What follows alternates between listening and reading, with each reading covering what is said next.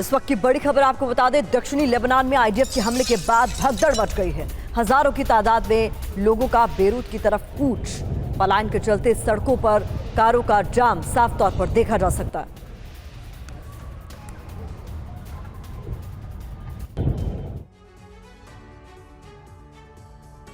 Ukraine ने रूस के 2 बड़े हथियार गोदामों पर मिसाइल हमले किए और रूस ने इसके प्रतिशोध में यूक्रेन के कई शहरों पर बारूदी वर्षा शुरू कर दी। UEM जयपुर एक आदर्श लक्ष्य है। भावी छात्रों के लिए अच्छी नौकरी, भविष्य के लिए तैयार कौशल के साथ अच्छी शिक्षा। रूसी मिसाइल, ड्रोन फोर्सेस और एयरफोर्स ने यूक्रेन के ज़पोरिज्जिया और खार्किव पर बड़े हमले किए हैं। इसके साथ ही ईस्टर्न फ्रंट लाइन पर भी बढ़त हासिल की है। कुर्स्क से लेकर वोलेदर तक यूक्रेन को रूस ने घेर लिया है। देखिए कैसे यूक्रेनी सेना ईस्टर्न फ्रंट लाइन पर जमीन गंवा रही है और कैसे कुर्स्क में भी रूस तेजी से यूक्रेनी सेना को खत्म कर रहा है। यूक्रेन रूसी हथियार डिपो को तबाह करने के बाद इससे बड़ी उपलब्धि मान रहा है।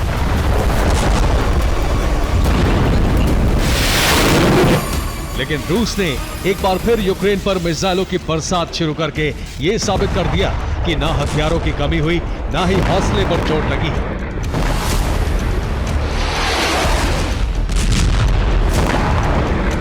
24 घंटे में यूक्रेन के कई इलाकों में रूस के बारूद से भूकंप के झटके महसूस किए गए। रूस ने क्रास्नोदर के प्रतिशोध में बीती रात कई जगह बड़े हमले किए हैं। रूसी सेना ने खार्किव में कई मिसाइल हमले किए। इसके साथ ही यूक्रेन के ज़पोरिज्जिया पर भी हमले किए गए। ईस्टर्न फ्रंट लाइन पर रूस ने 30 से ज्यादा हमले किए। बीती रात यूक्रेन पर 16 मिसाइल और 117 ड्रोन हमले किए गए।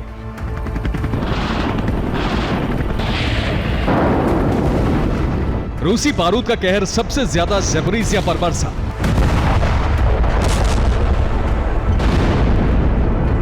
ज़पोरिज्जिया में रूसी सेना ने फैब 500 बम से हमले किए। ये ग्लाइड बम रिहायशी इलाके में गिरा। यूक्रेन के मुताबिक इस हमले में 16 लोग घायल हुए हैं।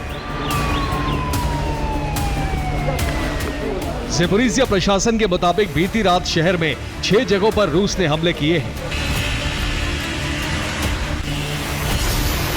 इसके साथ ही रूसी सेना ने खार्किव पर कई मिसाइल हमले किए। रूस के इस मिसाइल हमले में खार्किव के 21 लोग घायल हो गए। एक रिहायशी बिल्डिंग भी तबाह हुई है। खार्किव में मलबे में दबे लोगों की तलाश जारी है।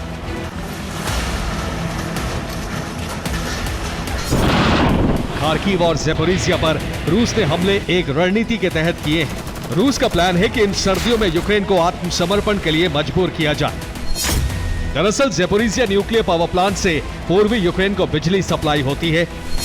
ज़पोरिज्जिया पर हमले करके पूर्वी यूक्रेन के पावर ग्रिड को तबाह किया जा रहा है। खार्किव पूर्वी यूक्रेन की राजधानी कहा जाता है। खार्किव की आबादी 14 लाख है। यहां रूस बिजली सप्लाई ठप करने में जुटा है। अगर पूर्वी यूक्रेन में बिजली सप्लाई ठप होती है तो यूक्रेनी सेना को सर्दियों में जंग लड़ने में मुश्किल होने वाली है। इसीलिए पूर्वी यूक्रेन की सप्लाई लाइन पर हमले हो रहे हैं।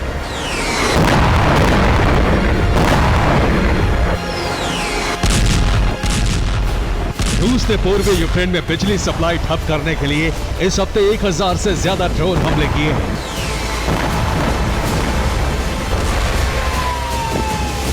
रिपोर्ट है कि बीती रात 71 ड्रोन हमले खार्किव पर किए गए। रूस का प्लान है 2024 के अंत या 2025 के पहले 3 महीनों तक पूरे पूर्वी यूक्रेन पर कब्जा करना।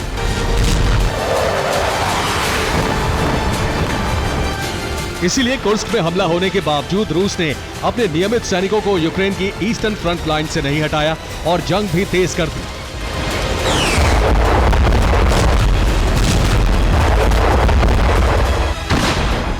रूस पोक्रोवस्क जीतने के करीब है और अब उसका टारगेट यूक्रेन का वोलेदर शहर है। यूक्रेन का वोलेदर रूस के कब्जे वाले डोनेत्स्क शहर से 20 किलोमीटर दूर है। डोनेत्स्क की जंग के लिए हथियार की सप्लाई वोलेदर से होती है। हाईवे 00532 डोनेट्स्क को वोलोदर से जोड़ता है, लेकिन अब रूसी सेना ने वोलोदर को 3 तरफ यानी पूर्व, उत्तर पूर्व और पश्चिम से घेर लिया है। रूसी सेना सप्लाई चेन पर हमले कर रही है। पूर्वी दिशा से आगे बढ़ रही रूस की टुकड़ी वोलोदर से 2.3 किलोमीटर दूर है।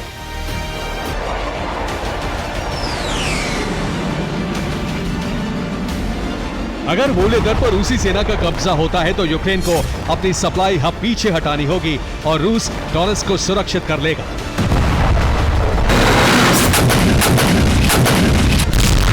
वोलोदर के साथ साथ कुर्स्क में यूक्रेनी फौज पर रूस ने हमले तेज कर दिए हैं।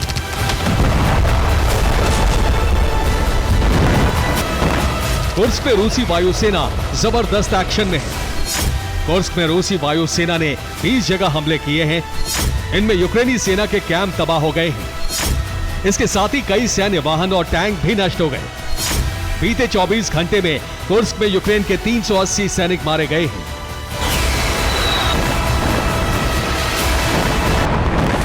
रूस कुर्स्क में ग्राउंड ऑपरेशन पर कम फोकस कर रहा है, जबकि हवाई और मिसाइल हमले बढ़ा दिए गए हैं ताकि जंग में कम जवानों की जरूरत पड़े और यूक्रेनी टुकड़ियों पर बड़े हमले किए जा सके।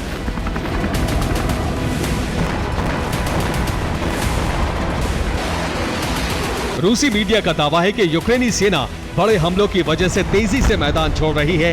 कुर्स्क ऑपरेशन के लिए लाए गए यूक्रेन के 50% हथियार तबाह कर दिए गए।